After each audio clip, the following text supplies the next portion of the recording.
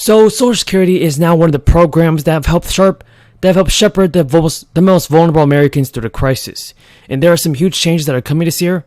These changes will affect all seniors, Social Security, SSI, SSDI, or VA beneficiaries. Lawmakers in Congress are also thinking about passing a $200 monthly boost on top of COLA-adjusted Social Security benefits. Now, when prices started rising in 2021, the country was reminded once again of just how deeply tens of millions of people depended on the monthly benefits that Social Security provides. Joe Biden campaigned on changing Social Security to be fairer and more efficient for the millions of Americans. During his first few days in office, Biden promised to deal with Social Security as soon as possible. It's important to remember that millions of people count on Social Security benefits every month to provide that extra stimulus relief. But the bad news is the program's funds have been running low. The latest official estimate from the SSI shows that just 79% of promised benefits will be payable in 2035 due to depletion of its trust funds. The estimate does not factor in the effects of the crisis, which experts say could move that date up even sooner. Biden touted big changes for the program on the campaign trail.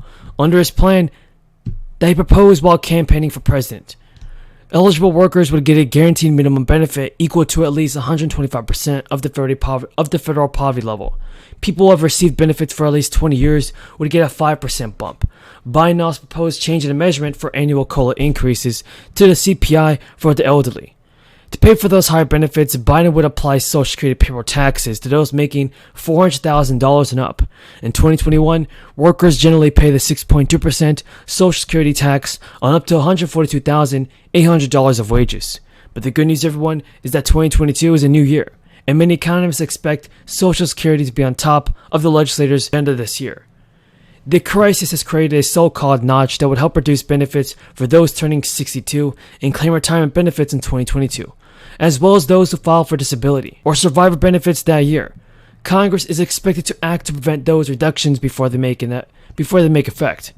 According to the Social Security experts, because those benefit reductions were directly caused by the crisis, it will be addressed in the next relief package. So I definitely agree that President Biden and lawmakers got to provide more financial relief to Social Security beneficiaries during this crisis. I know right now it can be a very difficult time for senior citizens, and as the COLA increases, things just get worse and many people need help. But the good news is that Democrats have already proposed their own legislation aimed at shoring up the program. The Social Security 2100 Act proposed by Democratic Representative John Larson aims to boost benefits and restore the program's solvency for the next 75 years by raising payroll taxes. Another proposal, which is the Social Security Expansion Act from Bernie Sanders, also aims to increase benefits for low earners while raising taxes for those with higher wages. In a statement, Larson said the Biden administration and members of the Senate and House are looking to come to a consensus by holding roundtables and evaluating different proposals. Larson said there are a lot of similarities between the Social Security 2100 Act and President Biden's proposal. We will be reintroducing a modified Social Security 2100 Act based on what comes out these decisions. Meanwhile, on the Republican side, Mitt Romney has touted the Trust Act, which will let lawmakers form bipartisan committees to address programs like Social Security that face a shortfall in funding and fast-track changes to improve them. But traditional Senate negotiations would need bipartisan support, and that means Democrats would have to support the bill in order to be passed. There are also many groups like Social Security Works and the National Committee to Preserve Social Security and Medicare that are focused on preventing benefit cuts that would negatively impact millions of people. Folks, that's all of breaking news about the fourth stimulus payments that I want you to know. So be sure to continue watching more stimulus check updates. Go ahead. Question on inflation, since this is the first time we've had a briefing since those numbers came out. The president has said the administration is going to continue to be all hands on deck to try and bring prices back down.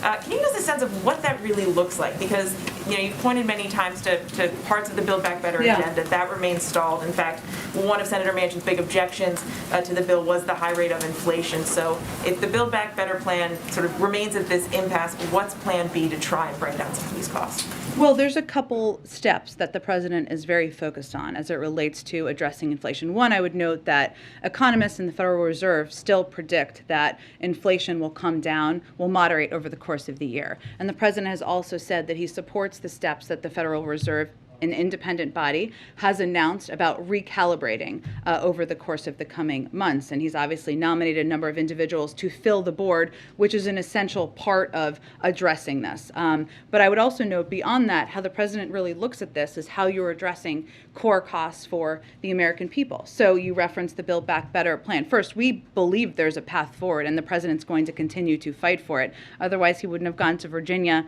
earlier this week and talked about negotiating the price of prescription drugs. So his view is that in order to address costs that have been affecting inflation, but also infecting families for many decades, the cost of prescription drugs, the cost of childcare, we need to move that forward. But it's not just that. We also need to address supply chains in the short term at the ports, rebuild our manufacturing infrastructure, make sure that we are implementing the bipartisan infrastructure law and continuing to press for the competitiveness legislation that will help ensure we have funding for chips for manufacturing of cars here in the United States. And you've also heard him talk a fair amount about promoting competition, and that addresses issues like we've seen price increases in the meat industry and others, and that will help bring down costs for Americans. So, Senator from Vermont.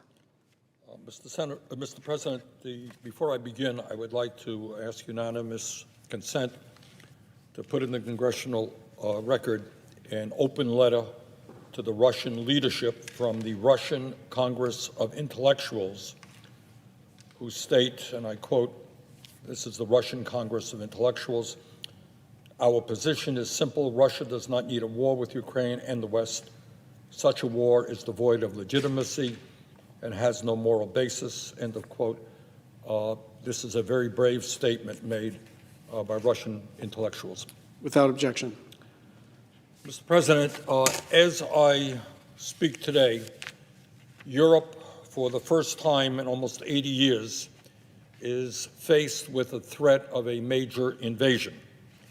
A large nation threatens a smaller, less powerful neighbor, surrounding it on three sides with well over 100,000 troops, as well as tanks and artillery.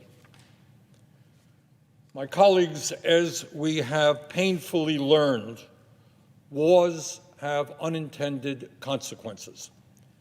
They rarely turn out the way the planners and experts tell us they will.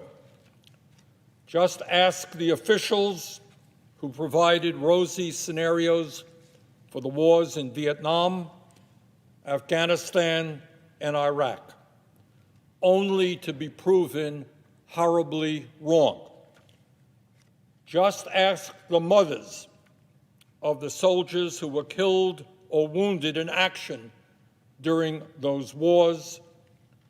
Just ask the families of the millions of civilians who became collateral damage.